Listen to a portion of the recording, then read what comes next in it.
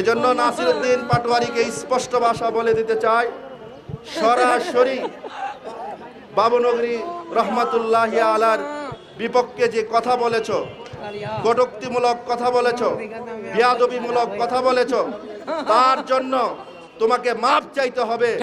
অন্যথায় হেফাজতে ইসলাম আছে, এদেশের তৌহিদি জনতা আছে, আল্লামা জুনায়েদ বামনগরীর ভক্ত, মুরিদ, ছাত্র, অনুসারী যারা আছে, তারা তোমাকে কিভাবে দাঁত ভাঙ্গা জবাব দিতে হয় এই বিষয়গুলো তাদের জানা আছে। ঠিক। এজন্য আমরা এখনই আনুষ্ঠানিকভাবে পবিত্র কালামুল্লাহ শরীফের তেলাওয়াতের মাধ্যমে শুরু করতে যাচ্ছি। তেলাওয়াত করবেন মৌলানা তানবীর আহমদ।